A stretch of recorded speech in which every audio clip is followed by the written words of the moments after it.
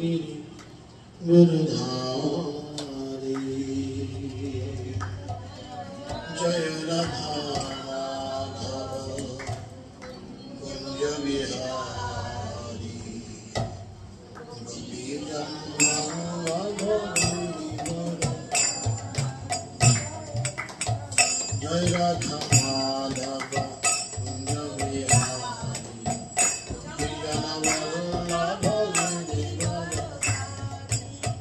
यशोदानंदन ब्रज जनरंजन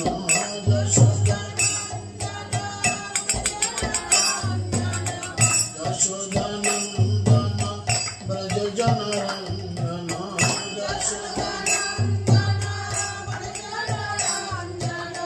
रमुना तेरा one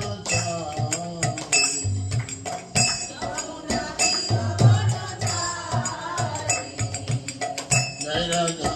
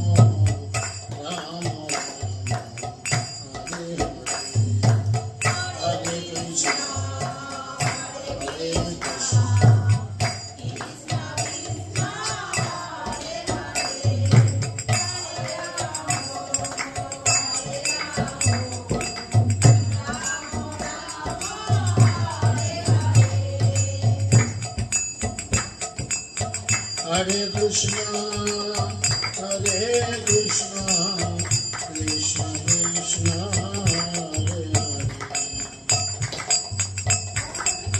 Hare Hare, Hare Rama, Rama Rama, Hare Hare.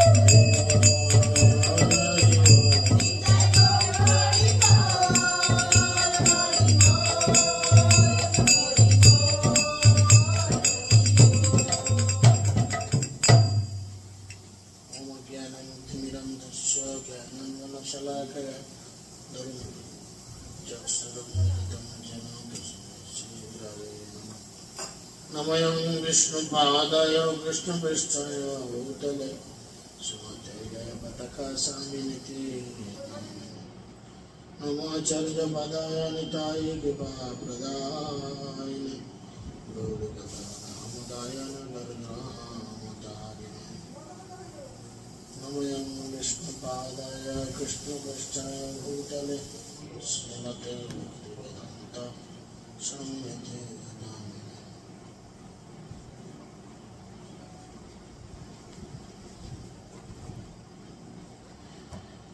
नमस्ते सरस्वती देवे गौरवाणी प्रचारिणे शून्यवादे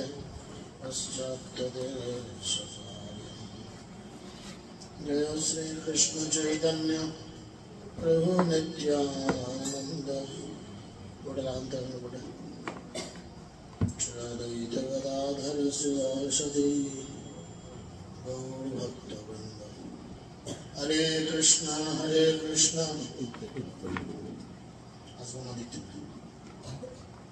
कृष्ण कृष्ण हरे हरे हरे राम राम राम हरे हरे मुखं करोति वाचालं पङ्गुं लङ्घयते गिरिं यत्कृपातमहं वन्दे श्रीगुरुं दिनतारिणं परमानन्दमाधवं सचैतन्यैश्वरम् श्रीचैतन्यमनोविष्णुहृदि स्थापितं येन भूतले श्रीरूपकदामयं प्रदाति शावनान्तिकम् नष्टप्रायश भद्रेषु नित्यं भगवत सेवया भगवते नित्यं श्लोके भक्तिर्भवति नष्टि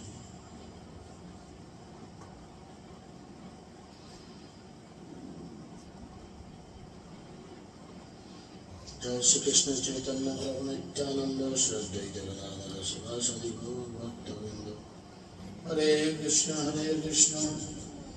कृष्ण कृष्ण हरे हरे हरे राम राम राम हरे हरे ओम नमो भगवते वासुदेवाय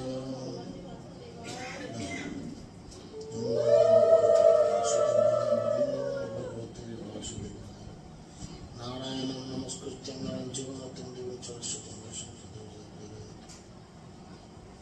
हरे कृष्ण সকলকে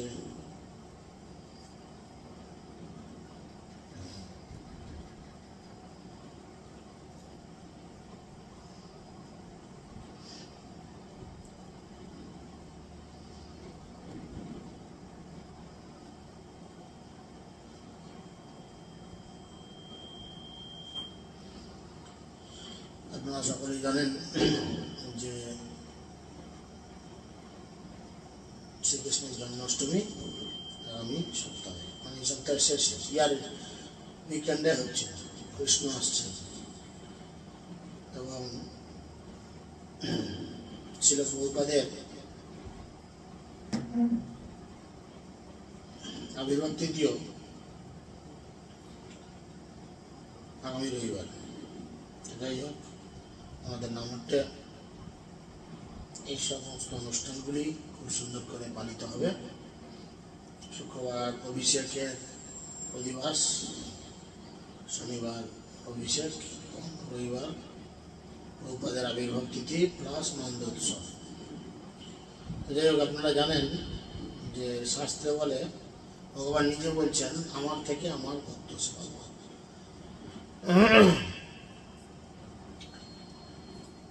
শ্রীকৃষ্ণের আবির্ভাব তিথি কয়দিন ধরে উদযাপিত হয় কয়দিন উদযাপিত হয় 3 দিন অধিবাস অভিষেক নন্দোৎসব 3 দিন ধরে উৎসব অনুষ্ঠিত হয় আর শিল প্রভুপাদের হয় 7 দিন ধরে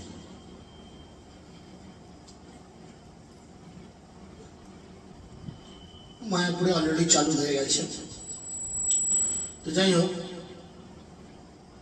বিষয় হচ্ছে কেন প্রভুপাদকে হাইলাইট করা হয় তিনি ভক্ত বলে প্রমাণস্বরূপ লক্ষ্য করে দেখুন ভগবান শ্রীকৃষ্ণ কেবলমাত্র ভারতবর্ষের বুকে যা করার করেছেন নাকি না প্রভুপাদ সারা পৃথিবীর বুকে করেছেন তাই না? তো সেই জন্য আমরা যেহেতু ভগবানের আবির্ভাব তিথি আসতে চলেছে, তাই আমরা দশম স্কন্ধ থেকে আজকে কৃষ্ণের জন্ম, লীলা বা আবির্ভাব ইত্যাদি আলোচনা করার চেষ্টা করব।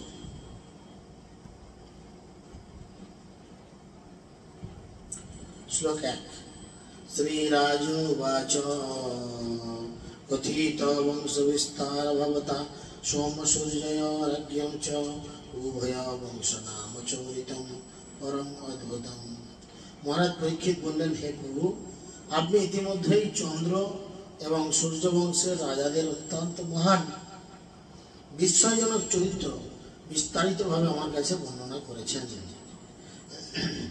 এখন তিনি বলছেন, হে মুনিশ্রেষ্ঠ, আপনি অত্যন্ত পুণ্যবান এবং ধর্মনিষ্ঠ যদুবংশের কথা বর্ণনা করেছেন।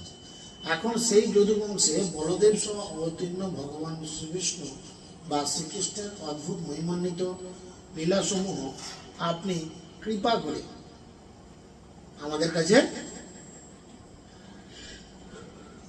বলুন। এই কথা তিনি জানতে চাইছেন। বিশ্বাত্মা জগৎ কারণ ভগবান শ্রীকৃষ্ণ যদুবংশে অবতীর্ণ হয়ে যে যে লীলা প্রকাশ করেছিলেন, সেই লীলা এবং চরিতাবলী আপনি আমাদের কাছে আনুমানিক পূর্বক বর্ণনা করুন। ভগবানের মহিমা কীর্তন শ্রৌত পরম্পরায় সাধিত হয়, অর্থাৎ শ্রীগুরু মুখপদ্ম থেকে শিষ্য সুগুণের দ্বারা ভগবানের লীলা কথা কেবলমাত্র হৃদয়ঙ্গম করা যায়। এই কীর্তনের আনন্দ তারাই আস্বাদন করতে পারেন যারা অলিক এবং ক্ষণস্থায়ী জড়জগতের বিষয় আলোচনায় আগ্রহশীল হন। ভগবানের এই সমস্ত লীলা তারাই বুঝতে পারবেন কেবলমাত্র যারা অলিক। অলিক মানে কি বলেন? কে বলবেন অলিক মানে কি?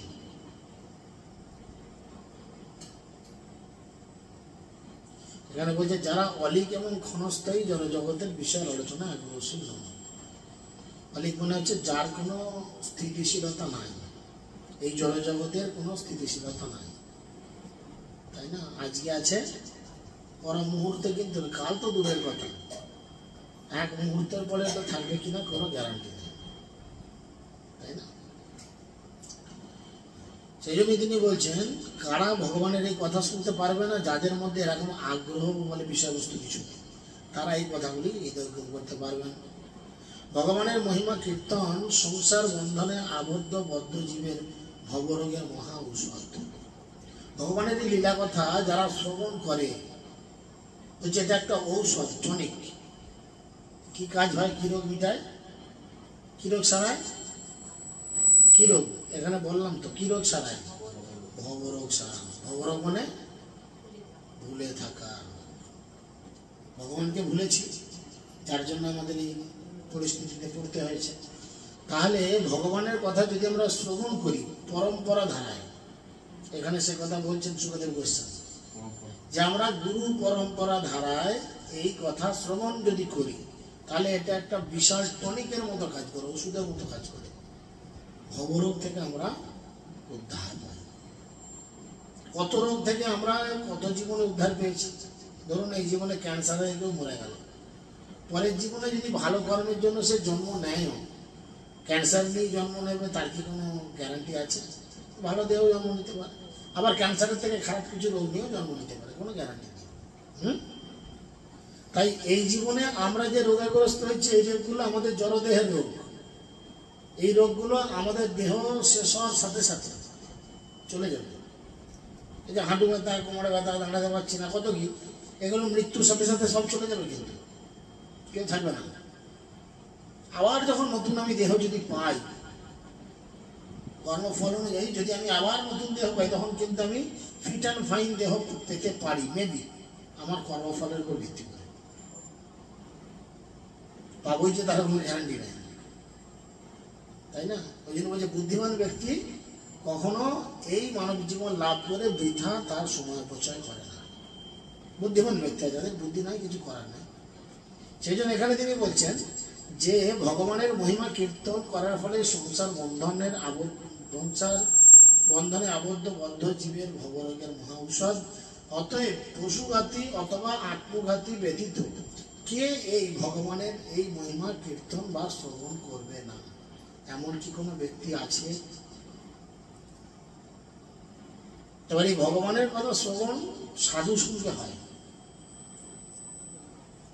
সাধু সঙ্গে হয়। সাধুগুরু বৈষ্ণব কি বলছেন? সাধু সঙ্গে কৃষ্ণ নাম এই মাত্র চাই, সংসার জীবিকা কি নাই, কোনো বস্তু নাই। আমরা জগতে যদি সঠিক মূল্যায়ন করি আমাদের সাধু সঙ্গ করতে হবে, বোঝা গেল? আর আমরা সেই সাধু সঙ্গ থেকে বিভিন্নভাবে বিভিন্ন কারণে বিভিন্ন দিকে দূর হয়ে যাই। কেন সাধু সঙ্গ থেকে দূর হয়ে যায়? ভাগবতমে তার ঔষধ দিচ্ছে। ভাগবতের কাছে কেন বলেন? ওটা তো এ দেহের রোগ। ছাড়েন, ফালতু কথা বড্ড বকেন। জাগতিক কথা বাদ দিন, ভগবানের কথা বলেন। প্রশ্ন কি করলাম সেটা উত্তর দিন। শুনলেন নাই? এটাই আপনাদের বড় রোগ। কি বললাম বলেন?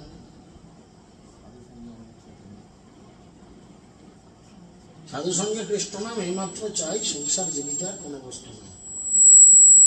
আমাদের সাধু সঙ্গ করার রুচি আসে না কেন? প্রশ্নটা তো এটাই ছিল নাকি? যে বললাম কেন আসে না?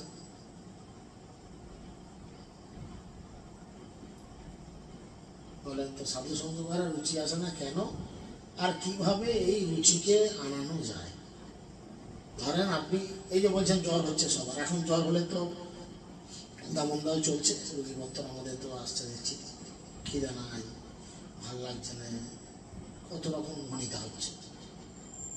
তো যেমন আমাদের শরীর খারাপ হলে, ক্ষুধা মন্দা হলে আমরা ডাক্তারের কাছে যাই, সমস্যা বলি, ডাক্তার উপযুক্ত প্রেসক্রিপশন লিখে দেয়, ঔষধ দেয়। আমরা প্রেসক্রিপশন অনুযায়ী ঔষধ যদি নিয়ম মাফিক খাই আমাদের রোগটা থেকে মুক্ত হয়। এই যে রোগে পড়ে আছে, ভালো লাগে না।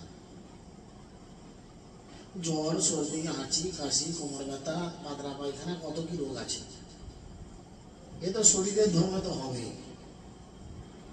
ভক্তিবিলাস মহারাজ বলেন শরীর হচ্ছে ব্যাধির মন্দির। মন্দিরে কি হয়? প্রত্যেকদিন পূজা হয় না আলেকালে? তাহলে ব্যাধির মন্দিরে কি হবে? প্রতিদিন ব্যাধি লেগে থাকবে। আজ হাঁটু ব্যথা, কাল পায়ের তলা ব্যথা, পরশু কোমর ব্যথা, আজ পায়খানা, কাল বমি, পরশু পেটে ব্যথা, এ তো লেগেই থাকবে। তাহলে আপনি কি করবেন? এটা হচ্ছে এটা, এই যে সাধু সঙ্গ থেকে দূরে আসার ব্যাপার, ঠিক আছে? এবার কি করলে এই রোগের ট্রিটমেন্ট হয়? কি করলে? ভাগবতমের ট্রিটমেন্টও দেওয়া আছে। ভাগবতমের প্রথম স্কন্ধে 2য় অধ্যায় 16 নম্বর শ্লোক ট্রিটমেন্ট দিয়ে দিয়েছে। ভগবান ট্রিটমেন্ট দিয়ে দিয়েছে। কি ট্রিটমেন্ট বলেন তো? কার কার এরকম হয় একটু হাত তুলেন। মুখ দেখে তো মনে হচ্ছে এরকম হয়, খুব ভালো, যে আমার সঙ্গ করতে ইচ্ছা করে না, ভালো লাগে না, এদের থেকে দূরে থাকাই ভালো, ঠিক আসে না। কদিন ধরে হচ্ছে আপনার এরকম?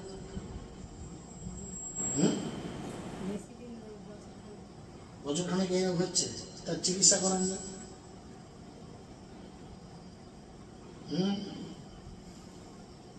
চিকিৎসা করেননি কেন? কতবার কত টোটকা দিয়ে গেছি ওষুধ। আপনি প্রশ্নটা বুঝেছেন তো? তাহলে আর বাকিদের কি সত্যি ভালো লাগে? দেখুন, মুখে ভালো লাগে বলছি, আমি মুখে বলছি আই লাভ ইউ, আমি মুখে বলছি আই লাভ ইউ, কিন্তু মুখের মধ্যে কোনো প্রেমের প্রকাশ নেই। কি করে হবে?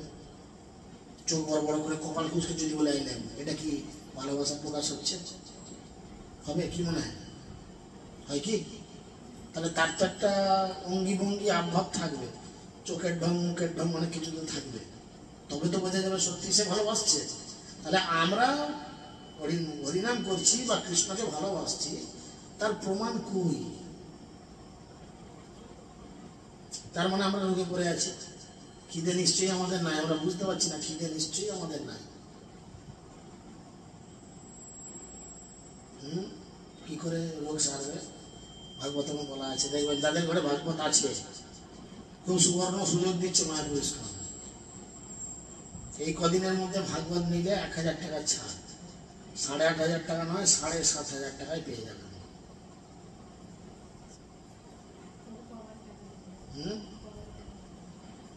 3-4 বার 5 বার 6 বার 7 বার 10 বার 1 বছরের মধ্যে টাকা মিটিয়ে দিলেই হবে।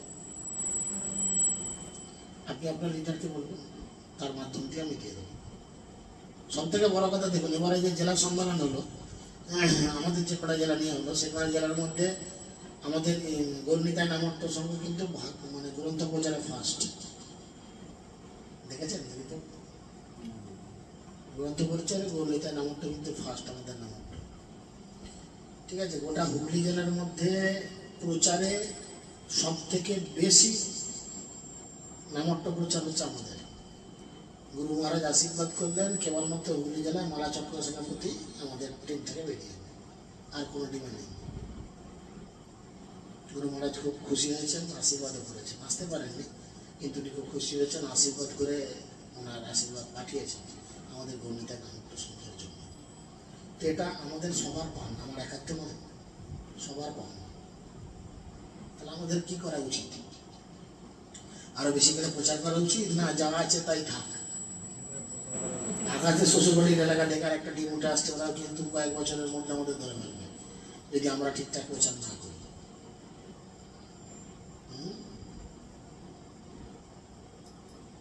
ওরা উঠে আসছে, যদি আমাদের থেকে অনেকটা পেছনেও আছে, তাহলেও আসতে বেশি দিন লাগবে না যদি সবাই মিলে প্রচারে লাগে।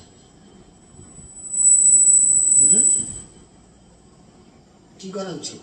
মহাপ্রভু কি দিয়েছেন, কি শিক্ষা দিয়েছেন, কি বলেছেন সবাইকে?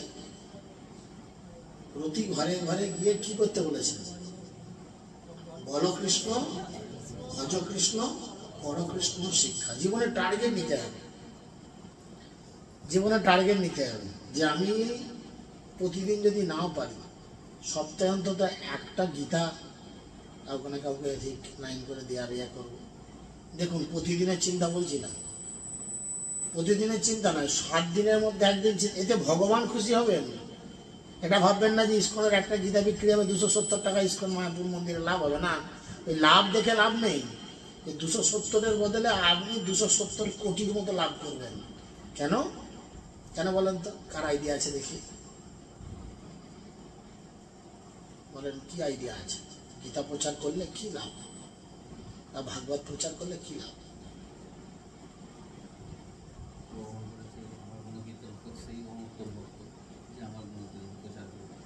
ঠিক, গীতাতে ভগবান বলেছেন মুখ্য যোগে 68 নম্বর শ্লোকে, যে যিনি আমার এই কথা চতুর্দিকে প্রচার করেন, এই জগতে তিনি আমার অতি প্রিয়, তার থেকে প্রিয় আর কেউ হবে না বা হয় না। তাহলে আপনারা ভগবানের প্রিয় হতে চান না চান না? আগে ভাবতে হবে, বিচার করুন। তাহলে যদি প্রিয় হতে চাই আমাকে কি করতে হবে? গীতা, ভাগবত, ভগবানের কথা। আমার বাবু কথা বলার যোগ্যতা নেই, আপনার মতো কানে ফোন নিয়ে এত বলার পড়তে পারবো, ঠিক আছে, মাল তো সেল করতে পারি। দোকানে একটা খদ্দের ঢুকে তাকে তো বলতে পারি, এই আংটিটা নয়, ওই আংটিটা নয়, এই আংটিটা নয়, এইটা নয়, এই হাতটা নয়, সেই হাতটা নাও, এই মালাটা নয়, সেই মালাটা নাও, এই বালাটা নয়, সে বলি কিনা, বিক্রি করি কিনা? খদ্দের ঢুকলে তাকে ঠিক ব্রেন ওয়াশ করে একটা গুঁজে দিই কিনা? ছাড়ি খদ্দের কিনে, তাই না? তো তাহলে আমি একটা গীতা কেন বুঝতে পারবো না? একটু বুদ্ধি খাটাই না, একটু বুদ্ধি খাটাই না, যে এই দুলটা কিনলে সবাই গীতাটা কিনি, অন্য দিক দিয়ে ম্যানেজ করে নেয় না। ওই কি বলে, যারা কাজ করে বা অন্য কিছু ব্যাপার, আর তো ভেতরে আমি জানি না, ইচ্ছা করলেই তো 270 টাকা অন্য জায়গা থেকে মেকআপ হয়ে বেরিয়ে আসতেই পারে। এই যে এত বড় বড় দোকানে বলে একটা জামা কিনলে আর একটা জামা ফ্রি। কি মনে হয় বাবার কি ধন দৌলত আছে যে গাছ নাড়াচ্ছে, জামা পড়ছে, ও আপনারই ঝেড়ে আপনাকে দিচ্ছে, প্ল্যান করছে, আপনি সেটা প্ল্যান করুন। এই যে মায়াপুরে দেখবেন বলে একটা বইয়ের সঙ্গে 3টা বই ফ্রি। কি মনে হয় সত্যি কি তাই? আবার বিষয় আছে, দেখবেন সেই গীতাগুলোর রং একটু আলাদা। হ্যাঁ, যাই হোক, ব্যবসায়িক পলিসি সেরকম চিন্তা করুন। সপ্তাহে 7 দিনের মধ্যে আপনারা তো অনেক লোকের সঙ্গে দেখা করেন, হয় কিনা? পাশাপাশি বাড়ি, যা আত্মীয় স্বজন পরিবার বর্গ সবাই তো থাকে, তাদের কাছে অনুরোধ করুন না। বলছি আমার কথাটা শুনে, গোটাটা শুনে তারপরে বলছি। বলুন না যে এই যে গীতা বা ভাগবত, এটা হচ্ছে স্বয়ং ভগবান। ভগবান নিজেকে তিন ভাগে প্রকাশিত করেছেন। ভগবানের প্রকাশ তিন ভাগে। একটা হচ্ছে বাংময় বিগ্রহ, ঠিক আছে, একটা হচ্ছে দারু ব্রহ্ম বিগ্রহ, আর একটা হচ্ছে গ্রন্থ বিগ্রহ। ভগবান নিজেকে তিন ভাগে প্রকাশিত করেছেন। তাহলে যার বাড়িতে ভাগবত আছে, যার বাড়িতে গীতা রয়েছে, জানবেন স্বয়ং ভগবান, বিশেষ করে ভাগবত যার বাড়িতে থাকে, স্বয়ং ভগবান তার বাড়িতে সবসময় অধিষ্ঠান করে। কত সুন্দর ভাগবতের সামনে যে ভাগবত পূর্ণিমা আসছে, এই সময় পরীক্ষিত মহারাজকে বলা হয়েছিল, যার জন্য মন্দির থেকে ভাগবত পূর্ণিমা পর্যন্ত দাম 1000 টাকা কম করে দেওয়া হয়েছে। আপনাকে 8.5 কিনতে হবে না, 7.5 পাবেন। চিন্তা করে দেখেন, যারা একটু দাম নিয়ে কোদাকুদি করে তাদের ক্ষেত্রে 1000 টাকা কম। আর আপনার প্রচারটা হলে কি হবে না, ভগবান আপনার প্রতি অতি প্রসন্ন হবে। ভগবান প্রসন্ন হলে কি হবে, কি লাভ? ভগবান প্রসন্ন হলে কি লাভ? দোকানটা ভালো করে চালিয়ে দেবে। ভগবান প্রসন্ন হলে কি হবে, আপনাকে আর এই দ্বিতীয়বার এই কষ্টের জগতে আসতে হবে না। চিন্তা করে দেখুন কত কষ্ট পাচ্ছি আমরা। ভগবানের কি সৃষ্টি, যে দেহই পাক না কেন মায়ার বলে সেই দেহতেই সে বিশাল আনন্দে থাকে। একটা কুকুরকে দেখো, খেতে পায় না ঠিক মতো খেতে পায় দুবেলা। একটা কুকুর, রাস্তার যে কুকুরগুলো ঘরে ঠিক মতো খেতে পায় দুবেলা খেতে পায়। ব্রেকফাস্ট করে, দুপুরবেলা লাঞ্চ করে, বিকালের দিকে টিফিন করে, সন্ধ্যের দিকে একটু চা সিঙ্গাড়া খায়, রাতের দিকে আবার ডিনার করে। সারাদিনে একবার কেউ পায়খানা করে গেলে জুটলো, বা দু একটা গরু শোয়ার মরলে সেগুলো ছেড়ে খেলুম, বা লোকের ঘরে কাঁদালে খেয়ে যেটুকু বাঁচলো কাঁটা ছোটা ফেলে দিল, সেগুলি 2-3 জনে মারপিট করে খেলুম। তবু কুকুরকে জিজ্ঞেস করো, হ্যাঁ গো তুমি কেমন আছো? ভালো আছি। যে দেহেই পাক না কেন সে সেই দেহেতেই সন্তুষ্ট থাকে। এটা ভগবানের এরকমই সৃষ্টি। কিন্তু কেবলমাত্র মনুষ্য শরীর পেয়ে আমরা ভগবানের সেবা পুজো করে এই জীবনে ভগবত ধামে পৌঁছে যেতে পারি। এই তো আগের বারে কত অশিক্ষিত মানুষ ভাগবত নিল, যারা পড়তে পারে না। ভাগবত পূর্ণিমার আগের বছরে কত অশিক্ষিত মানুষ দামোদরপুর, বালিদানগঞ্জ, ওইখানে কত নিল,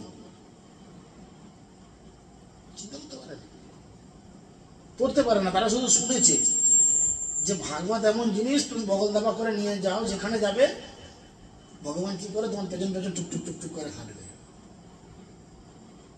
ভাগবতমকে আপনি ব্যাগে নেবেন, একটা জলের বোতল আর ছাতা ঢুকাবেন, ঢুকিয়ে হাট বসন্তপুর থেকে বলরামপুর যাবেন, কি হবে না, ভগবান আপনার পেছন পেছন হাঁটতে হাঁটতে হাট বসন্তপুর থেকে বলরামপুর যাবে। কেন না, ভাগবতম যাচ্ছে এর সাথে। বুঝতে পেরেছেন? তাহলে আজকে যে কজন আছেন অনেকের বাড়িতে হয়তো ভাগবতম নাই। চিন্তা করে দেখুন, তাহলে এই রসের স্বাদ আপনি আস্বাদন আর কবে করবেন?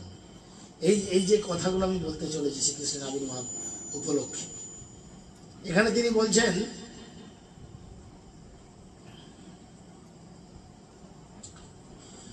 যে শ্রীকৃষ্ণের চরণ কমলরূপী নৌকা আশ্রয় করে আমার পিতামহ অর্জুন আদি কুরুক্ষেত্রের যুদ্ধে দেব বিজয়ী অতিরথ ভীষ্ম আদিরূপ তিমিঙ্গল সংকুল কৌরব সেনাবাহিনী সমুদ্রকে ভগবানের কৃপায় গোষ্পদের মতো অবলীলাক্রমে উত্তীর্ণ হয়েছিলেন। আমরা সকলে জানি কৌরবদের কত সেনা ছিল, চিন্তা করেন, প্রচুর সেনা। আর পাণ্ডবদের সামান্য কিছু সেনা। বলছে ভগবানের কৃপায় কি হলো না, অত সেনাকে গোষ্পদের মতো মনে হলো। দেখবেন এখান থেকে পরপর দূরত্ব কিরাম রয়েছে। যারা সৃষ্টিলীলা ক্যালেন্ডার নেই তো এখানে লাগানো, সৃষ্টিলীলাতে দেখবেন আমরা যে জায়গায় আছি, এই জায়গার নাম হচ্ছে পৃথিবী বা ভূলোক। এর উপরে 6টা লোক আরো আছে, বুঝা গেল? তারপরে হচ্ছে একদম সত্যলোক, শেষ ব্রহ্মলোকের পরে সত্যলোক, বুঝতে পেরেছেন? তারপরে বৈকুণ্ঠের গড়খায়, তারপরে আবার আরম্ভ হবে ভগবানের ধাম, বৈকুণ্ঠ দিয়ে আরম্ভ হবে। বুঝতে পেরেছেন? তাহলে আমরা এখান থেকে এই রাস্তাটা ভাগবতমের বর্ণনা রয়েছে, এক একটার থেকে এক একটা 100 গুণ বড়। মাটির থেকে আকাশ হচ্ছে 100 গুণ বড়। এবং কভাগ জল কভাগ স্থল 3:1 রেশিও হলে 3:1, তাহলে জল বেশি। আবার বলছে জলের থেকে 100 গুণ বড় হচ্ছে আকাশ। এই তিনটে জিনিস আমরা সবাই দেখতে পাই, অন্তত বিশ্বাসযোগ্যতা হয় কিনা? জলের থেকে আকাশ বড় কিনা? অনেক বড়। এবার আকাশের থেকে ব্রহ্মাণ্ড আর 100 গুণ বড়। ব্রহ্মাণ্ডের যে আবরণ ভাগবতমে রয়েছে সেখানে বর্ণনা রয়েছে। তাহলে সেই শেষ পয়েন্টে, শেষ বিন্দু যেতে আমার কত টাইম লাগতে পারে? 1 লক্ষ কোটি বছর। কিন্তু সাধুগুরু বৈষ্ণব কি বলছে?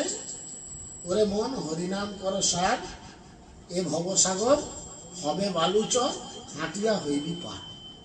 এই যে গোস্পদের মতো, গোস্পদ মানে গরুর পায়ের খুরের যেটুকু জায়গা, ছোট্ট জায়গা, যত বড়ই গরু, এর থেকে বড় পায়ের খুর কি হবে? তাহলে এইটুকু জায়গা, এ আর এমন কি একদিনে তো পেরিয়ে যাবে, এরকম না? তাহলে এই ভবসাগর পার হওয়ার জন্য আমার কিচ্ছু প্রয়োজন পড়বে না, না টাকা পয়সা, না গাড়ি বাড়ি, না সুন্দর স্ত্রী, না সুন্দর স্বামী, না ব্যাংক ব্যালেন্স, না কোনো ব্যবসা। কি দরকার পড়বে?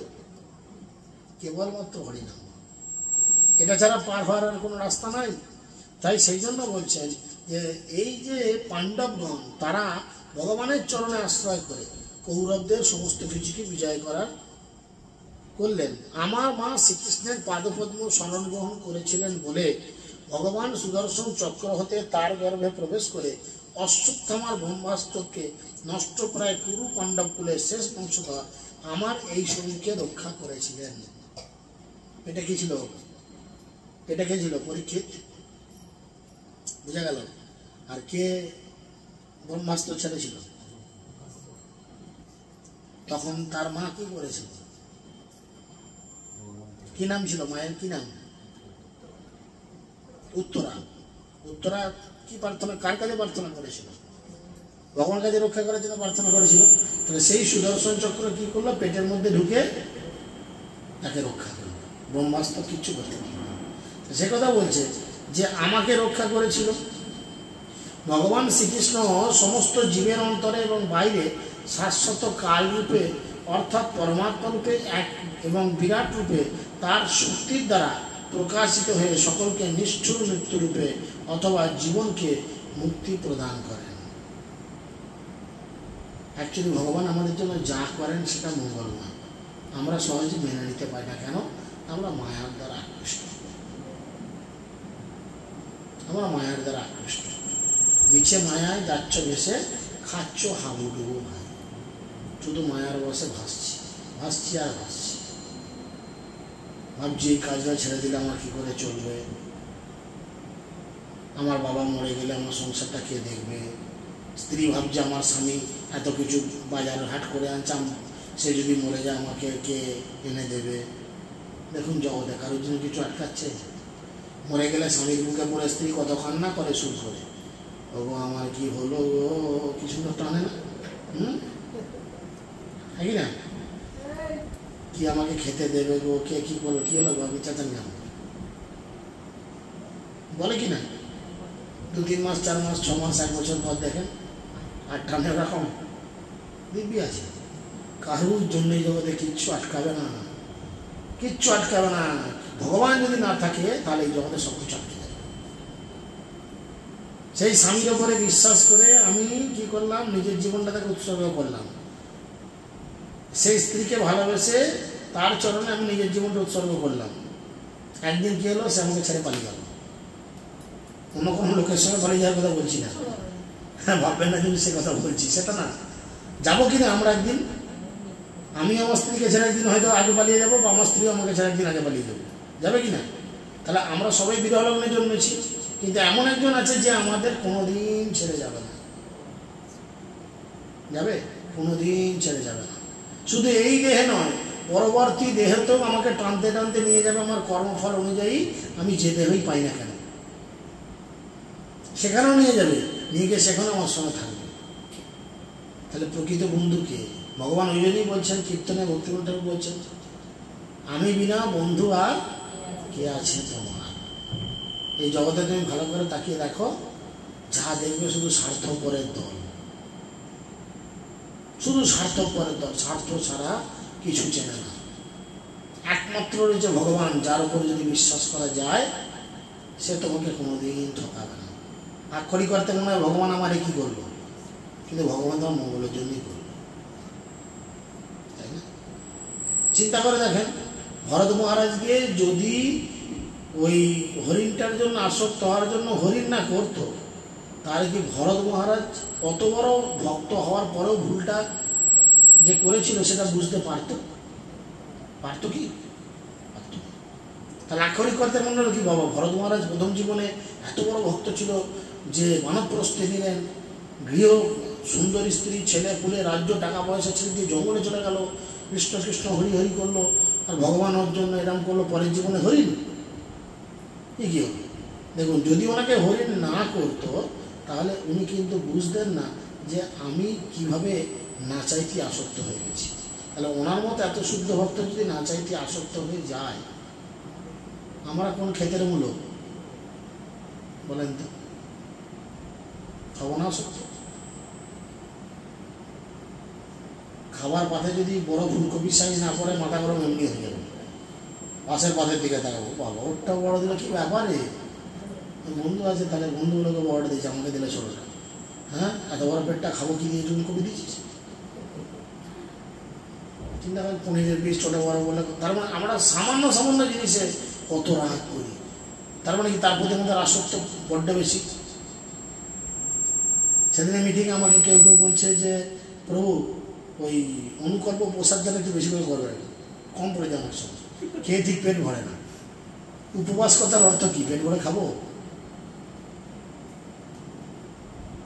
বলেন? উপবাস মানে কি? ভূ মানে কাছে, নিকটে, বাস মানে বসবাস। বেশি খেলে কি হবে? এই যে আমার হচ্ছে, হাই তুলছি, শুধু 4টার সময় খেয়েছি, এখনো হজম হয় না, শুধু হাই উঠছে। ঘুমের জন্য হাই উঠছে না, খেয়েছি বেশি, তো দমে খিদে পেয়েছে, এসে আমিও ঢুকিয়ে দিই চারচারি করে, ব্যাস। বলে না লোককে আমি জ্ঞান দিচ্ছি আমি কি করছি। হ্যাঁ, না না, মুড়ি না, অন্য পেয়েছি। মুড়ি কোথায় পেলেন? তো এই ব্যাপারগুলো হচ্ছে। তার ফলে কি হচ্ছে দেখুন, উপবাসের সময় কি হয়, বেশি করে হরিনাম জপ করতে বলে, আর যখন আমরা বেশি করে খাই তখন কি হবে, ইন্দ্রিয়গুলো বলবান হবে, ঘুমোতে চাইবে বা অন্যান্য বিভিন্ন কাজে লিপ্ত হতে চাইবে। তাহলে সেই দিনে আপনার সকল ভগবানের নাম বেশি করে করা, তাহলে কি হলো, উল্টা রিয়াকশান হবে। উপবাসের দিনে যতটা পড়া যায় কম খেতে হবে। তাহলে ভাববেন না যে আমরা আপনাদের কম খাওয়াবো, আমরা অবশ্যই আপনাদের পেট ভরে খাওয়াবো, সেই দিনে নিশ্চিত থাকবো।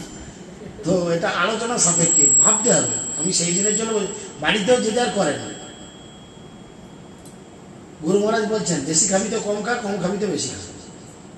নাম কি বুঝো? বেশি দিন বাঁচতে গেলে কম করে খা, আর কম দিন বাঁচতে গেলে বেশি করে খা, কথা খাবি খা। চিন্তা কর, এটা গুরু মহারাজের কথা আমার নয়। আপনি মায়াপুরে জিজ্ঞেস করছেন যে কোনো সাধু সন্ন্যাসীকে, তারাই বলে এটা গুরু মহারাজ। তাহলে আমাদের সেই বিষয়গুলো বুঝতে হবে। সেই জন্য তিনি বলছেন ভগবান শ্রীকৃষ্ণ সমস্ত জীবের অন্তরে এবং বাইরে শাশ্বত কাল রূপে বিরাজমান। আমরা কীর্তনে বলি বহির্নিসিংহ, আবার কোথায় নিসিংহ? হৃদয় নিসিংহ। নিসিংহ বাইরেও আছে, আবার হৃদয়েও আছে, সর্বত্র বিরাজমান। সেটা ভগবান পরমাত্মা রূপে, হ্যাঁ, শাশ্বত কাল রূপে তিনি প্রতিটা জীবের অন্তরে বাইরে বিরাজমান, এবং তার বিরাট রূপে তার শক্তির দ্বারা প্রকাশিত হয়ে সকলকে তিনি নিষ্ঠুর মৃত্যুরূপে অথবা জীবন রূপে মুক্তি প্রদান করে। যার যেমন কর্মের ফল তাকে নিষ্ঠুর মৃত্যু দেয়। দেখবেন ছাগলগুলো যখন বলি করা হয়, ছাগলগুলো মুখের দিকে তাকাবেন, চোখগুলো কি মায়াবী লাগে না? আহারে বেচারি বেচারি মনে হয়, কিছু করার নেই। দুটো জীবন আগে চলে যান, দেখুন এই ছাগলটাই পদ ছাগলকে কেটে যার খেয়েছে, কর্মফল অনুযায়ী সেবারে ছাগল হয়েছে। গীতার প্রথমের দিকে পাতা উল্টে দেখবেন একটা ছবি আছে, দেখবেন গরু, তার মুখে মানুষের মুখ, আর মানুষ, তার হাতে একটা তরোয়াল বা কিছু কাতান আছে, তার মুখে মানুষের মুখ। শুধু ছবি দেখলে হবে না, ছবি মানে বুঝতে হবে। কি বলুন তো, এই মৃত্যুর সময় ওকে স্মরণ করে মরছে, আর এই সারা জীবন এই গরু কাটছে।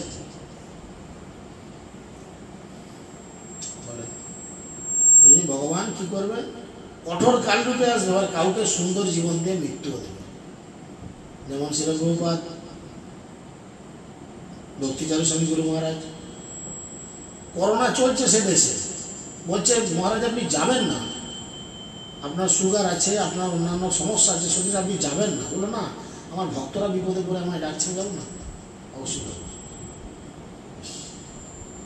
কিভাবে জীবন গেল? ভগবানের কথা প্রচার করতে করতে।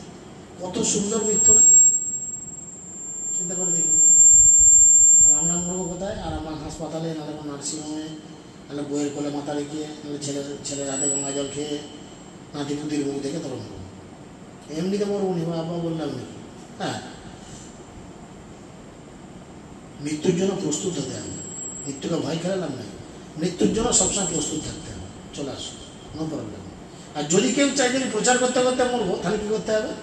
সারাদিন আমার মতো লেগে থাকতে হবে। আয় লড়ি আমার বুকে, আয় বাস আমার বুকে, প্রচার করতে করতে চেপে দে, আয় হাঁটা ডাক, এই দায়িত্ব না। ভগবানের কথা বলছি, এখন চলে ঝামেলা চুকে যাবে সব। কাগজও বেরোবে, হাড়বো শুনতে করে প্রচার করতে গিয়ে গভীরবাবু হৃদরোগে আক্রান্ত হয়ে মারা গেছে। কাগজে বেরোবে, লেখাটা থাকবে প্রচার করতে গিয়ে, কিছু হোক না হবে কি না? তাহলে কি হতে সবসময় প্রচার, আর প্রচার না করে যদি সবসময় মোবাইলে হাত বসি আর বইয়ের পেছনে ঘুরঘুর করি, আর এই ছেলেপুলের পেছনে ঘুরঘুর করে, তাহলে কী হবে? সেই অবস্থা হরে কৃষ্ণ হয়ে গেলে সেরকম লোক প্রাপ্ত হবে। ভগবান বলছেন জনজন বা বিসর্জন ত্যাজবন্তে করে বরং। সেই জন্য এখানে তিনি বলছেন যে দয়া করে সেই ভগবানের দিব্য চরিতাবলী আপনি আমার কাছে বর্ণনা করুন। হে সুখদেব গোস্বামী, আপনি পূর্বে বলেছেন যে দ্বিতীয় চতুর্ভুজে শঙ্কর্ষণ রোহিণীর পুত্র বলরাম রূপে আবির্ভূত হয়েছিলেন। বলরামের দেহান্তরা না হলে তার পক্ষে প্রথমে দেবকীর গর্ভে এবং তারপর রোহিণীর গর্ভে অবস্থান করা কিভাবে সম্ভব হয়েছিল? দয়া করে আপনি সেই কথা আমার কাছে বলুন। চিন্তা করেন কিভাবে হলো না, দেবকী বাসুদেবের বিয়ে দিয়েছে কংস নিজে। কংস তার বোনকে হেব্বি ভালোবাসত। এই জগতের নিয়মটা কিরকম দেখেন, এই জগতের নিয়ম আঙুল তুলে দেখিয়ে দিচ্ছি। কংস দেবকীকে এত ভালোবাসত যে নিজের হাতে গাড়ি চালিয়ে, তখন তার এইসব গাড়ি থাকেনি, তখন ঘোড়ার গাড়ি, নিজের হাতে গাড়ি রথ চালিয়ে তার বোন জামাইকে রাখতে যাচ্ছে। যেমন বিয়ে হলে, মানে দিদির বিয়ে হলে যেমন দিদির সঙ্গে ভাইটাই যায়, দিদির যাতে মন টন খারাপ না হয়, ভাইকে দেখলে একটু এ করবে, মানে গল্প গুজব করে ভালো লাগবে, ঘরের একটা লোক আছে ভাই বা বোন, কেউ না কেউ যায় না, বিয়ে হলে রাখতে যায় সঙ্গে বলে। সেরকম কংস নিজে দেবকীকে রাখতে যাচ্ছে। কত ভালোবাসে চিন্তা করুন। পথে যেতে যেতে হঠাৎ দৈববাণী হলো যে এই দেবকীর অষ্টম গর্ভের সন্তান তোমার মৃত্যুর কারণ হবে। ব্যাস, হ্যাঁ হয়ে গেল। ভালোবাসা ফুরুত করে উড়ে চলে গেল। ভালোবাসা না মুসলমানের মুরগি পোষা বলেন? মুসলমানদের দেখবেন মুরগি পোষা খুব, প্রচুর মুরগি ঘরে, আঁদালে কাঁদালে ঘুরছে মুরগি। হ্যাঁ, বৌমা আজকে কিছু তরকারি নেই। হ্যাঁ, আমার ফুফু আসছে, ফুফুকে ঝোল খাওয়া। কিসের জল? ঘাটটা মুখিয়ে দেবো, ধালিতে গেল, হাত ভরলো হাঁসের ঘরে বা মুরগির ঘরে, টেনে বান করে আনলো, ব্যাস গরম জলে খাল পোষা গেল, ঝামেলা চুকে গেল সব। তাহলে এই জল জগতের ভালোবাসা না মুসলমানের মুরগি বাসা, বুঝতে পেরেছেন? যতই বলো গায়ে লাগবে, বাবা ও হাই লাগবে, মাথায় ঝাঁটা কিছু নাই, পেছনে পদাঘাত ছাড়া কিছু না নাই, যতই শোনো, বুঝতে পেরেছেন? এই জন্য সেখানে কি করলো, বললো অষ্টম গর্ভ, মেরেই ফেলবো। চিন্তা করলো এ বোনকে আমি মেরেই ফেলবো, সঙ্গে সঙ্গে একদম তরোয়াল বার করে চালিয়ে দেবো, না থাকবে বাঁশ, নাম হবে বাঁশি। বাসুদেব কি করবে? বসুদেব এসে জোরাত করে বললো, দেখো দেবকী থেকে তো তোমার কোনো ভয় নেই, ওর সন্তান থেকে ভয়। তা আমি কথা দিচ্ছি তোমার তো অবশ্যই অবশ্যই তুলে দেবো।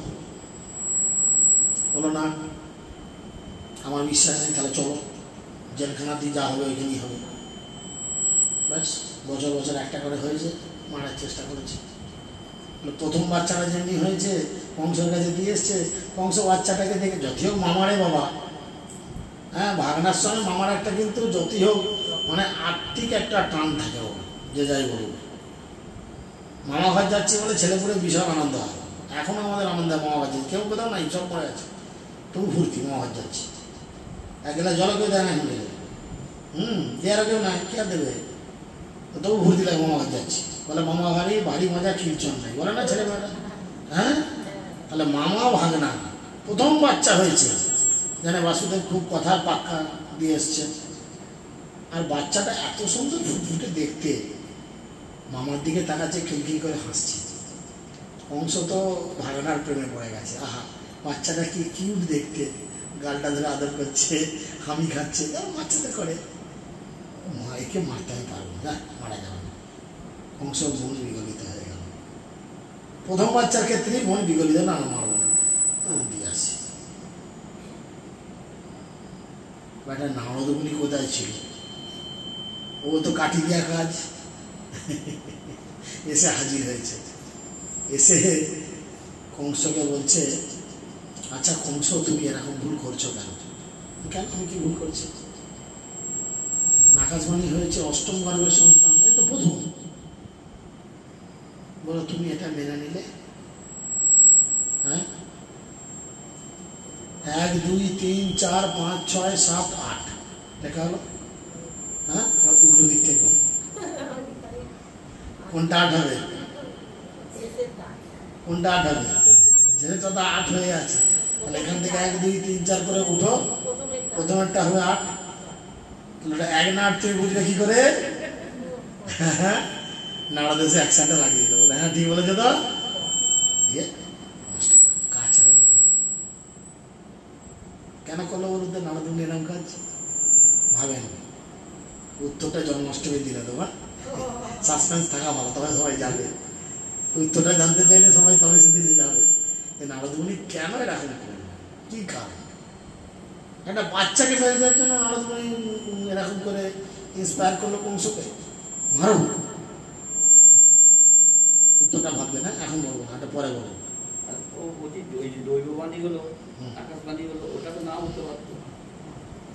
হওয়ার কথা ছিল, ভগবান আসছেন, ওটা তো লীলা করবেন।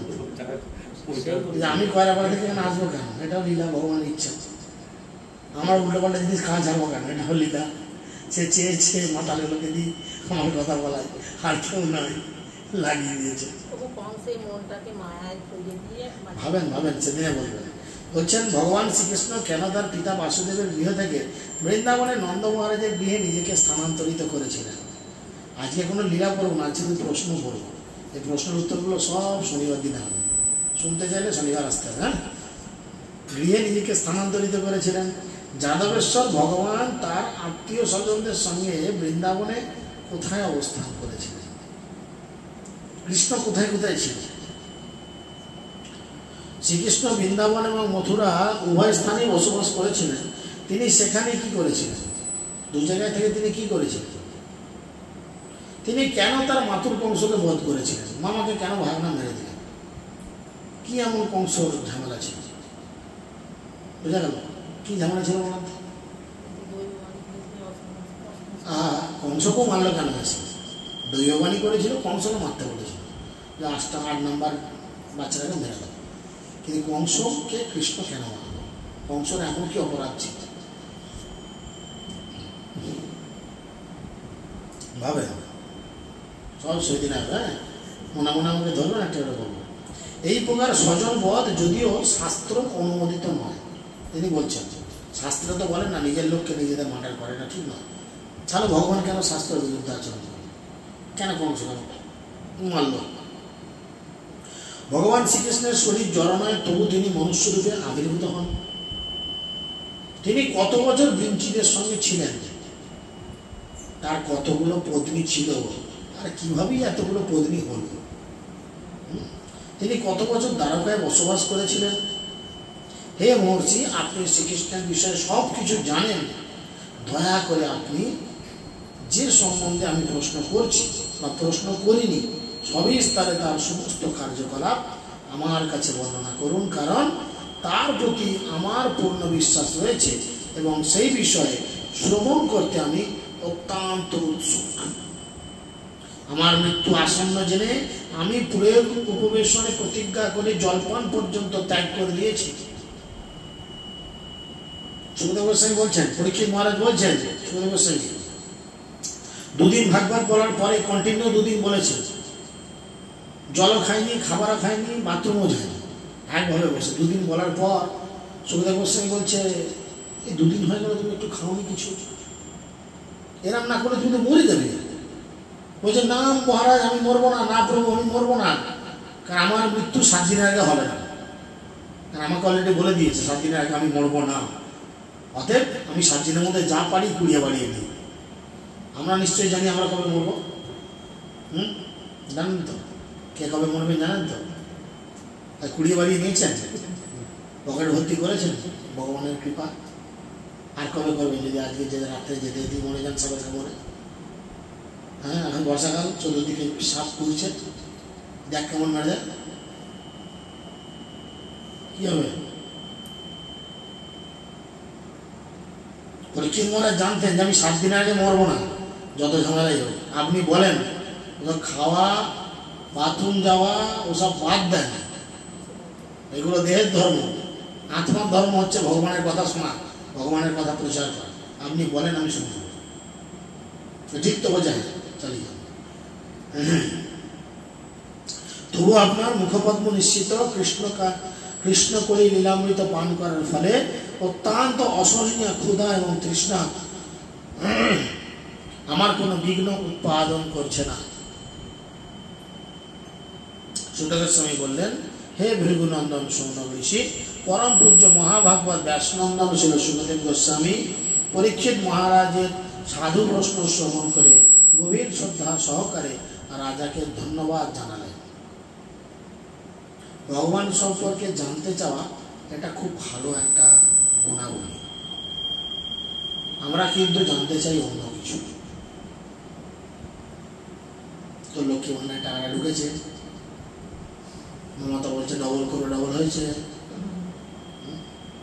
তোর শাড়ি কেন চালিয়েছিল বলতো, লক্ষ্মীর মুখটা গোমড়া হয়েই রয়েছে, কেন বল দেখি? আছে, যার যেমন মুখ সে তেমন মুখ নিয়ে থাকবে। ভগবানের মুখ তো গোমড়া নয় কারোর জন্য। ভগবানকে দেখে গোমড়া দেখতে, সদা হাস্য, তাকিয়ে দেখুন মুছমুছি হাসছে, মুছমুছি সবসময় দাঁড়িয়ে মুছমুছি শুনছে, এই লীলা কথা হচ্ছে, লীলা কথা হচ্ছে, ওখান থেকে দাঁড়িয়ে দিয়ে শুনছে। এবারে আমার কথা বলবে, আমি কেমন অর্ধলঙ্গ অবস্থায় তার মাথায় পায়খানা পেচ্ছাপ করে দিয়ে আসতো, আমি কেমন তার বাড়ি থেকে মনে কখন চুরি করে আনতো, এবার আমার কথা হবে, কান খাড়া করে শুনছে। হ্যাঁ, কিন্তু আমরা তো এক্ষুনি বন্ধ করতে হবে, 1 ঘন্টা হলো। যাই হোক, তারপর তিনি কলির কলুষ নাশিনী কৃষ্ণলীলা বর্ণনা করতে শুরু করলেন। কলিযুগের কলুষ নাশ হবে। কলিযুগ বা এই কলি কয়টা জিনিসের মধ্যে অবস্থান করে? কয়টি? নাম্বারটাকে বলুন, কতগুলো? 4টে। কটা মনে হয়?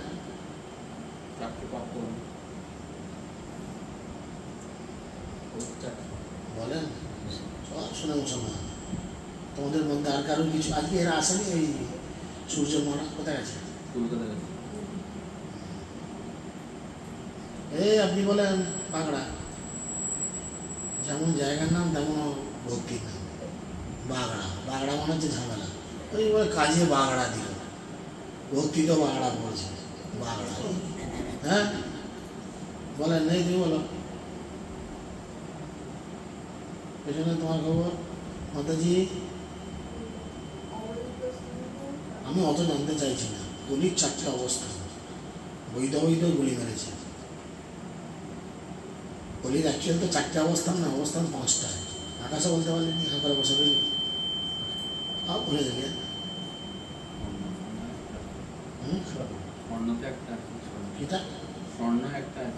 সে তো আছেই, কোনটা নিয়ে? হ্যাঁ, নাড়ে খেপা না, সব ভুলে গেছেন। এই কয়েক মাস আগে ক্লাস করালাম, সব ভুলে গেছেন, ভুল ভাল উত্তর দিয়ে যাচ্ছেন। চিন্তা করে দেখেন কি অবস্থা। দীক্ষা নেবেন তো? না, কি করবেন? মহারাজ জিজ্ঞেস করছিল কি করবেন? নেবেন? এরকম করবেন নিয়ে চারটে বলবেন, কাউকে তিনটে বলবেন, আর কখনো মেজাজ থাকলে একটা বলবেন, আমার দীক্ষা জানিস আমার যাবো চিন্তাই যে এরকম যদি হয় কি হবে দীক্ষা নিয়ে?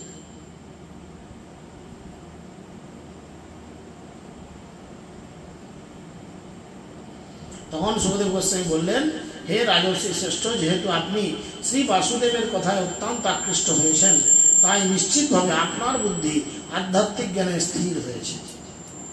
কারুর যখন ভগবানের লীলা কথা শোনার জন্য মন প্রাণ চাইবে, সত্যি যদি চায়, শাস্ত্র বলছে তখন জানতে হবে তার বুদ্ধি ভগবানের চরণে স্থির হয়েছে, যা মানব জীবনের চরম লক্ষ্য। দেখুন আমরা সারাদিনে কত কি জানতে চাই না? সারাদিন চিন্তা করুন যেটা নিজের জীবন নিয়ে কখনো জানতে চেয়েছি ভগবান আজকে কি দিয়ে খেলো? কে কে ভোগ লাগান? একটু হাত তুলে। ভোগ ভোগ লাগান না? তোমরা লাগাচ্ছ না এখন? কেন? এখনো চোর সাজতে ভালো লাগছে? এখনো চোর সাজতে আপনি লাগান না? বাগানের মধ্যে আপনি লাগান না কেন? এখনো অপর প্রাণীকে মারতে ইচ্ছা করছে? চিন্তা করে দেখেন, লোকের সন্তানকে এখনো নিরীহভাবে তাকে মারতে ইচ্ছা করছে। ভগবান কি বলছেন? তুমি যদি নিরামিষ খাও, আমাকে নিবেদন করে না খেলে সেটা গ্রাসে গ্রাসে তুমি পাপ খাও। শুনতে পাচ্ছেন? পাপ তার বাপকেও ছাড়ে না। পাপ তার বাপকেও ছাড়ে না। প্রত্যেকটা কাজের হিসেব আমাকে দিতে হবে। এটা জানার পরও আমি কি করে এখনো করছি। হয়তো বলবেন বাড়িতে অশান্তি হবে, বহু আমার স্বামী ঝামেলা করবে, আমার শাশুড়ি ঝামেলা করবে। এই স্বামী শাশুড়িতে সামান্য ঝামেলাটা চিন্তা করে আপনি এই দুর্লভ মানব জীবনে এই সেবাটা থেকে বঞ্চিত হচ্ছেন। পরের জীবনে আর মানুষ হবেন না। আর যদি মানুষ হন, এমন একটা পরিবারে জন্ম নেবেন, নিজ ফ্যামিলিতে, নিজ পরিবারে জন্ম নেবেন, যেখানে সকাল থেকে কুকুর ছাগলের মতো খেয়ে চলে। এরকম পরিবারও আছে। আদিবাসী পরিবার দেখবেন কিছু, বাঁদর মারছে, গরম জলে ফুটাচ্ছে, নুন ছড়াচ্ছে, হাই হাই করে ছিটে ছিটে খাচ্ছে। দেখবেন ভিডিও, এক্ষুনি দেখাবো, আমার কাছেই আছে। সেরকম যদি জীবন পান, তখন তার হরে কৃষ্ণ বলার মতো কেউ যাবে না। খুব গভীরভাবে চিন্তা করেন। এখন যে দুজন তিনজনের মুষ্টিমেয় দু চারজনের ঝামেলার জন্য, অশান্তির জন্য আপনি ভয় পেঁচিয়ে আসছেন, এর জন্য আপনি নিজের কত বড় ক্ষতি করছেন বুঝে উঠতে পারছেন না, শান্তি বজায় রাখার জন্য। কিন্তু পরবর্তী জীবনে এই এই শান্তিটা আপনার ঘরে অশান্তি হয়ে চাপবে, ছাড়বার পাত্র নয়। তখন কি হবে? কেউ বলতে পারে তখন যা হবে হবে, কে দেখতে যাচ্ছে? অবশ্যই অন্য কেউ দেখতে যাবে না বাবা। স্বামী যাবে না, যাদের জন্য এখন অশান্তি তারাও যাবে না, যাদের জন্য এখন অশান্তি তারাও দেখতে যাবে না। যে পরের জীবনে তুমি কুকুর হলে কি, গরু ছাগল হলে কি, সাপ ব্যাং হলে কি, লিপটিকে হবে, তারাও দেখতে যাবে না। তোমারটা নিজেকেই দেখতে হবে, কিচ্ছু করার নেই। ছিল প্রভুপাদ এত সুন্দর করে আমাদের দিয়েছে। তিনি তার তাৎপর্যে বলছেন, ভাগবত ভক্তরা নিজেরা কত সৌভাগ্যবান বা সৌভাগ্যবতী। কেন না, তারা ভগবানকে নিবেদিত প্রসাদ পায়। প্রসাদ মানে কৃপা, কৃপা মানে ভালোবাসা, করুণা, আশীর্বাদ। চিন্তা করেন, একজন ভক্ত মানুষ সারা দিনে যা ঢোকায়, ভগবানের কৃপা, ভগবানের আশীর্বাদ। আর আপনি ভক্ত নন, নিরামিষ হলেও যা ঢোকান পাপ। গীতা ভাগবত পড়েন, এগুলো আমার কথা নয় যে ভক্ত বানানোর জন্য, না না না। গীতা পড়েন, গীতায় 2য় অধ্যায়ে খুব সুন্দর করে লেখা রয়েছে। 2য় অধ্যায় খুব সুন্দর করে বর্ণনা রয়েছে। এরপরও যদি আমরা নিজেদেরকে পরিবর্তনের চিন্তা না করি, তাহলে বড় ভুল হয়ে যাবে। নিজেদের পায়ে নিজেদের কুড়ুল মারা হয়ে যাবে। যে নিজেরা নিজেদের কি সর্বনাশ করলাম, নিজেরা বুঝে উঠতে পারবো, হায় হায় এত বড় ভুল করলাম। সুযোগ হয়তো আসবে, সুযোগ হয়তো আসবে, সন্ধ্যা মধ্যে মনে বয়সে বুড়ো মানুষ এখন রেস্ট করার জায়গায় ওকে হেরে দিলে দীক্ষা নিতে যেতে হচ্ছে। হ্যাঁ অবশ্যই এই জীবনটা হয়তো সব কিছু পারলো না, ঝাঁপ করে উঠে গেল, পরবর্তী জীবনে কোনো ভালো ভক্ত বাড়িতে জন্ম নেবে, কোনো ভক্ত পরিবারে জন্ম নেবে, একদম বাচ্চা থেকে ভক্তি জীবন করে আগামী জীবনে একদম গোলক বৃন্দাবন সাঁ করে করে চলে যাবে।